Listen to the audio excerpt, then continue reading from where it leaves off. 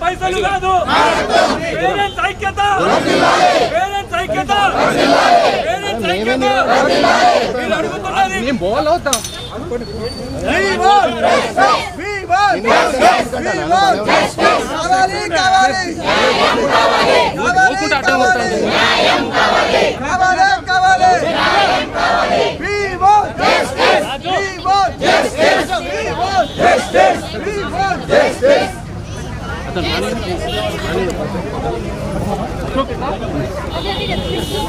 కాదబ్బా వచ్చి బయట మాట్లాడితే ఏమైతుంది అసలు గేట్ దియవా చెప్పాలి తాళం పోలీసులు అయితే మంచిగా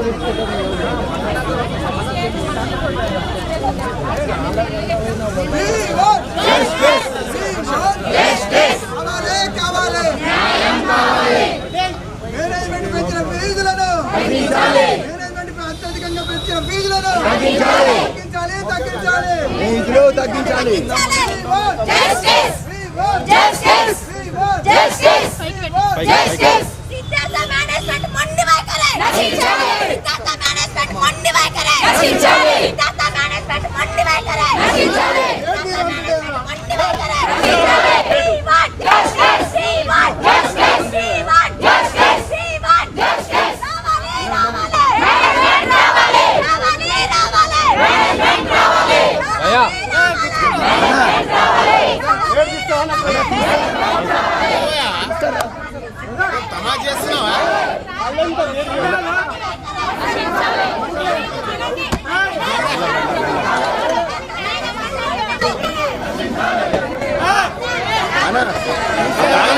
మేడం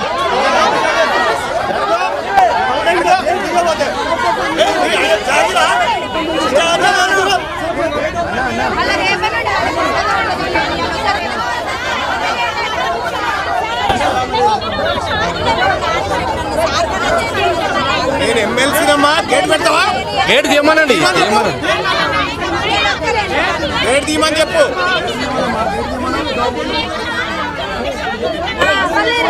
నేను ఎక్కాల్సి వస్తుంది మరి ఆ పరిస్థితి తెచ్చుకోకు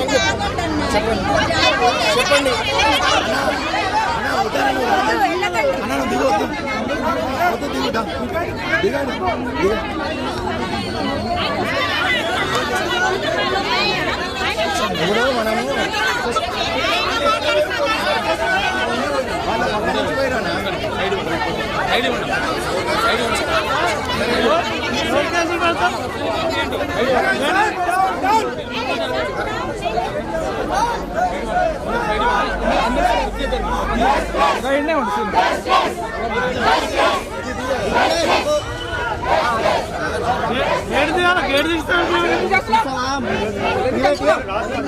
అరే దేవా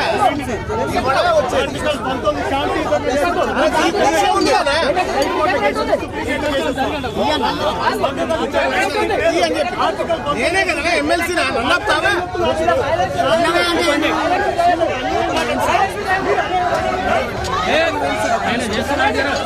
బాబు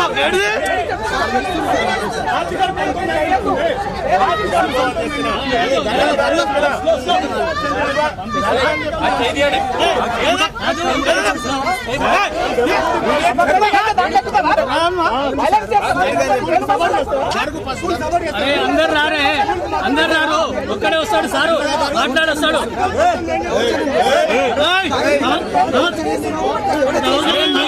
మీరు మాట్లాడారా బాబు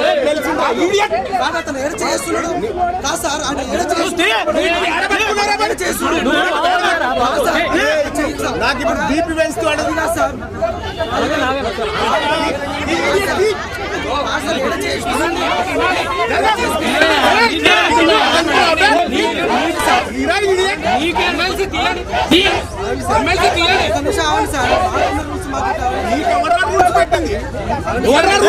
నేనే గవర్నమెంట్ రా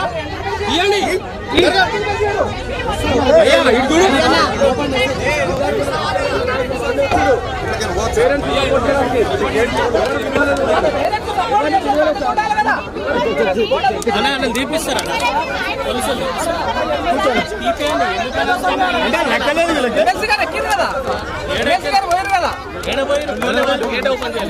ఓపెన్ చేసింది కదా చేయలేదు.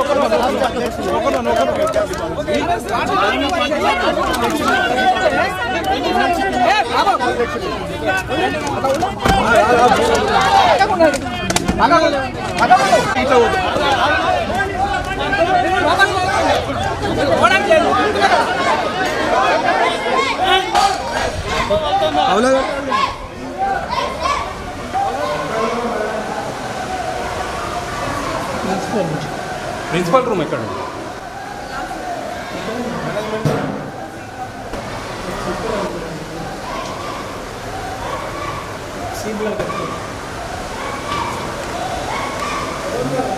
ఏడమ్మా ప్రిన్సిపల్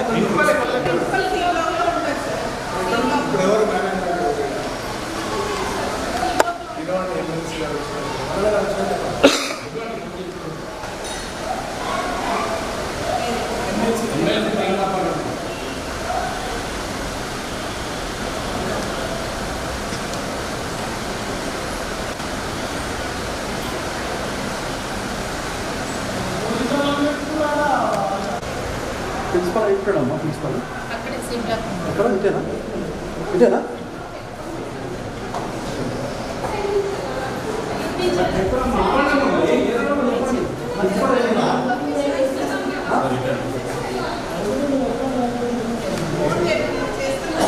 చేసి చెప్పండి చేయండి మీరు.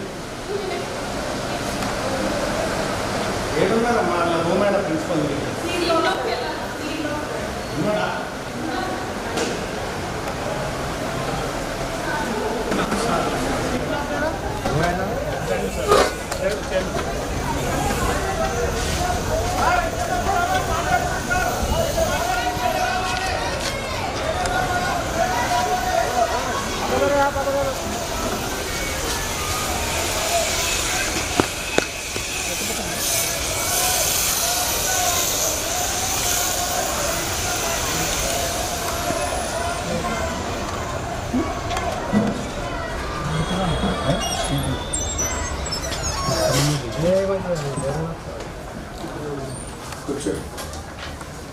చెప్పండి ఏంది ఫీజుల పంచాయతీ ఏంది?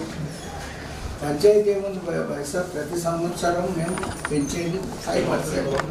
వాళ్ళు మన వచ్చి కలిసిండ్రు, అందరు పేరెంట్స్ వచ్చి బాబు ఫోటోలు తీయకం, ఫోటోలు తీయద్దు, ఫోటోలు తీసేయమంటారా? బరాబర్ తీస్తాను. తీసుకోమని ఇంకేం చెప్పండి.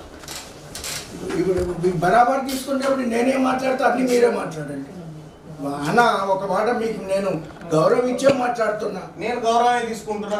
ఏడ గౌరవం ఏడ ఇస్తున్నావు? ఎట్లా మేము అట్లనే వస్తాం, మాకు అదే ఉంది మాకని అంటే ఇంకా మీకు సెక్యూరిటీ ఉందని మాట్లాడతానంటే ఇంకా నడుస్తుందా? సెక్యూరిటీ లేకపోయినా వస్తాను. నువ్వు వచ్చినప్పుడు కాదే, నువ్వు సెక్యూరిటీ ఉన్నావని చెప్పి బాబు నువ్వు ఇవన్నీ ఇట్లా తీసినాక నేనే ఏది మాట్లాడ మీ ఇష్టం వచ్చి.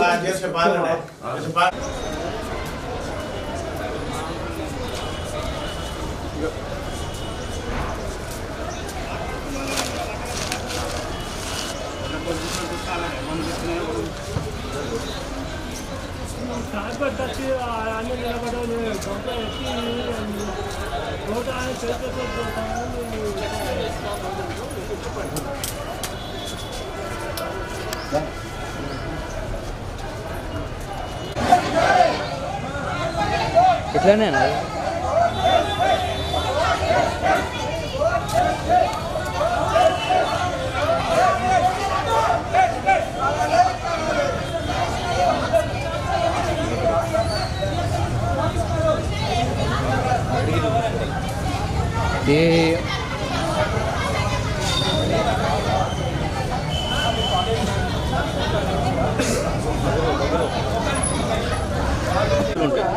వెరైటీ అది ఇక్కడ తీసుకుంటామన్నా.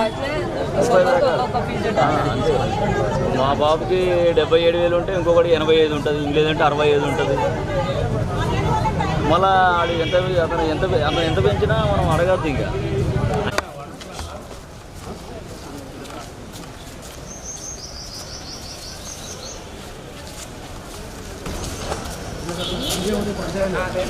వేసుకొని 60, 70 ఎంత ఉంటే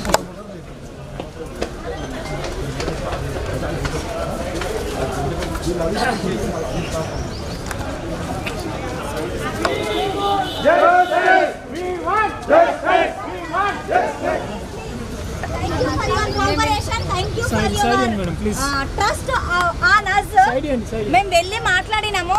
మల్లన్న గారు అక్కడ కూర్చొని డిఈఓకి ఫోన్ చేశారండి. Not only DO, principal secretary, తర్వాత యోగితా రాణా గారికి అందరికీ ఫోన్ చేసి నామ్స్ ఏం చెప్తా ఉన్నాయి, వీళ్ళు ఎట్లా ఫీజులు పెంచుకోవడానికి ఛాన్స్ ఉందనేటువంటి విషయంలో క్లారిటీ తీసుకున్న లౌడ్ స్పీకర్ పెట్టి అందరూ విన్నారు.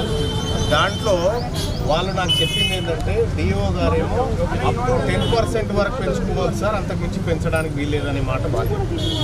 అయితే నవీన్ నికోలస్ గారితో మాట్లాడితే ఆయన నాకు డిఓ కాపీ పంపిస్తాను. ఇప్పుడు అసలు పంచాయతీ ఎక్కడ వచ్చింది, ఎక్కడ అసలు మూలం ఉందని ఎత్తితే ఫీజు ఎంత పెంచాలనే దానికి పేరెంట్ కమిటీ ఉండాలి. ఇది నామ్స్ చెప్తుంది. అదే విషయం మీద నేను మేనేజ్మెంట్ని క్వశ్చన్ చేసినాను. సార్ మేము కమిటీ చేయడానికి సిద్ధంగా ఉన్నాం సార్, మాకు ఏ ఇబ్బంది లేదు, స్లాబ్ ఎంత ఉండాలో మీరే డిసైడ్ చేయాలి. అదే విషయం వీళ్ళకి చెప్పి కమిటీ వేయడానికి మీరు సుముఖమైన అంటే మేము మాట్లాడతాం, మేము సుముఖమే సార్, మా పిల్లల ఫీజులు మేమే నిర్ణయం తీసుకునే పరిస్థితి వస్తే మాకు సంతోషమే కదా అనే మాట చెప్పి. రెండో విషయం, వాళ్ళు పెంచినటువంటి దాంట్లో ఫస్ట్ 5% డిస్కౌంట్ ఇస్తున్నారు, ఆ తర్వాత మరొక 5% మొత్తం కడితే డిస్కౌంట్ ఇస్తామనేటువంటి మాట చెప్పినారు. అయితే ఆ విషయం నేనేం చెప్పినంటే వాళ్ళు ఏమన్నారంటే సార్ మాకు ఆ 10% లేకుండా చేయండి ఇప్పుడే అనేటువంటి మాట చెప్తే ఈ మాట మీరు అందరు కనుక్కొని రాకుండా అని బయటకు వచ్చారు.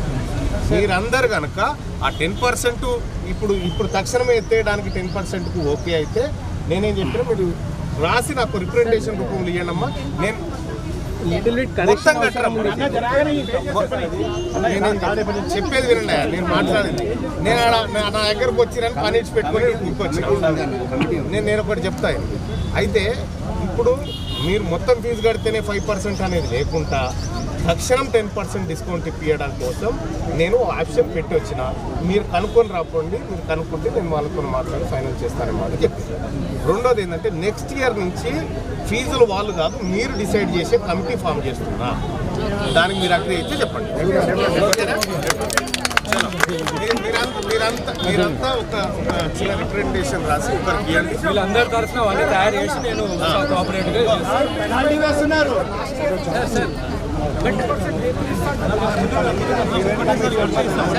ఒక్కసారి లేదు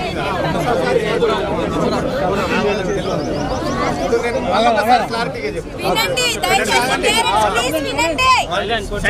మళ్ళొక్కసారి క్లారిటీగా చెప్తున్నా.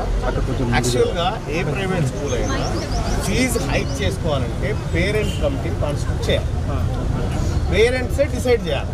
ఇందులో ఉన్న స్టాండర్డ్స్ ప్రకారం ఫీజు ఎంత పెంచుకోవచ్చు. ఆ ఫీజు కూడా మీకు 8% దాటి పెంచడానికి కూడా లేదు మళ్ళీ.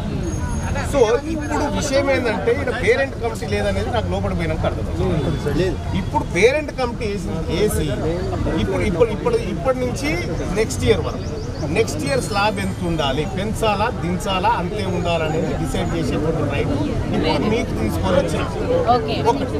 రెండో విషయం ఏంది, ఇప్పుడు ఆల్రెడీ ఎగ్జిస్టింగ్ విద్యా సంవత్సరం ప్రారంభమైంది కాబట్టి ఇప్పుడు ఏది కొత్తది వస్తుంది కాబట్టి ఇప్పుడు 5% మీకు డిస్కౌంట్ పెంచిన దాంట్లో 5% తగ్గిస్తామని, మొత్తం జూన్ 31 లోపు కడితే ఇంకో 5% తగ్గిస్తామని మాట చెప్పింది కదా మొత్తం. కానీ ఇప్పుడు ఈ 10% డిస్కౌంట్ ఇవ్వాలి మాట వాళ్ళ ముందు చెప్పిన, ఇదే మాట వీళ్ళకి చెప్పిన. దీనికి మీరు అగ్రీ అయితే మీరు మాట చెప్పండి, నేను చెప్తాను.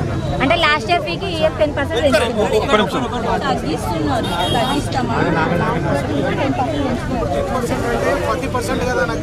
నేనేమంటున్నా అది ఎందుకు పెరిగింది, నీ కమిటీ లేక. ఆ కమిటీ ఉంటే బాగుండట్లేదు. అసలు ఇప్పుడు సర్వరోగ నివారణ కమిటీ, ఆ కమిటీని తీసుకొస్తున్న మేనేజ్మెంట్ని కూడా ఒప్పించినారు. సార్ మేము వేస్తాం సార్, మాకు ఇబ్బంది లేదు, కమిటీ వేస్తాం, పేరెంట్స్ కమిటీ పెట్టి ఫీజు ఎంత డిసైడ్ చేయాలనేటువంటి విషయంలో మేము పేరెంట్స్ డిసైడ్ చేస్తారు సార్ అంటే నేను ఓకే అని చెప్పి. ఇంకో ప్రాబ్లం ఏముందంటే ఫర్ ఎగ్జాంపుల్ ఒక పిల్లగాడు ఇయర్ 7th క్లాస్లో జాయిన్ అయిన అనుకోండి, ఆ పిల్లగాని ఫీజు 1,00,000 రూపాయలు అనుకోండి. ఇప్పుడు ఒక పిల్లగాడు లాస్ట్ 5 ఏళ్ల నుండి 7th క్లాస్లో చదువుతున్నా అనుకున్నాం. ఆ పిల్లగానికి 50,000 ఫీజు. సో ఒకటే క్లాస్లో చదివే పిల్లలకు డిఫరెంట్ ఫీజెస్. ఇప్పుడు డొనేషన్ తీసుకోండి, ప్రాబ్లం లేదు. డొనేషన్ కాకుండా ఒకటే క్లాస్లో చదివే పిల్లలకు డిఫరెంట్ ఇదే విషయము లౌడ్ స్పీకర్ పెట్టి డిఓ గారికి లైన్లో తీసుకొని వీళ్ళందరితో వీళ్ళు వింటుండగా మాట్లాడారు. ఒక పిల్లగాడు 1వ తరగతి 2వ తరగతి 3వ తరగతి 50,000 60,000 70,000 ఫీజు ఉంది.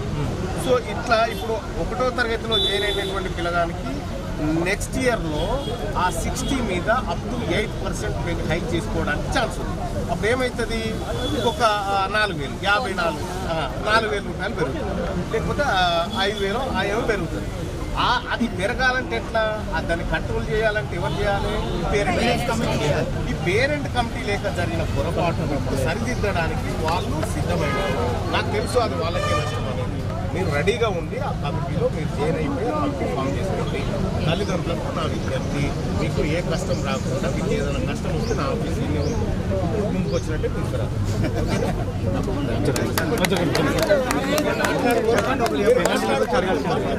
ఒక్కరికి మీరు రాసి అంటే ఫైన్ ఏం లేవు ఏ ఫైన్ లేకుండా చేస్తా. ఈ ఇయర్ వరకు ఏ ఫైన్ లేకుండా చేస్తా. కమిటీ ఫామ్ అయిన తర్వాత మీరే కదా డిసైడ్ చేసేది. ఫైన్ కట్టాలన్నా కూడా మీ కమిటీ ఉంటుంది కదమ్మా, మీరే చేయొచ్చు, మీరే డిసైడ్ చేయొచ్చు. మీరే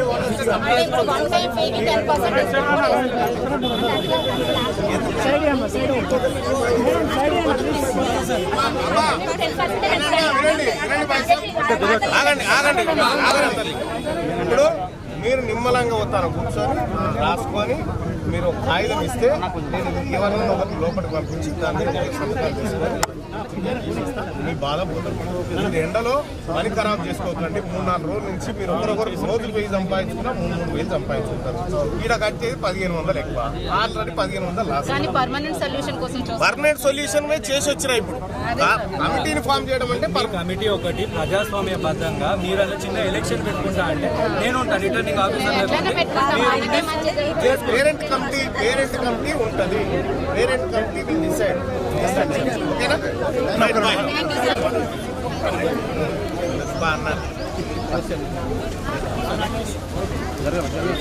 ఎక్కడో అక్కడ పోయి రాసుకో, నిమ్మలంగా ఒకరితో రాసుకోకపోయి ఎండలో కూర్చోకూడదు.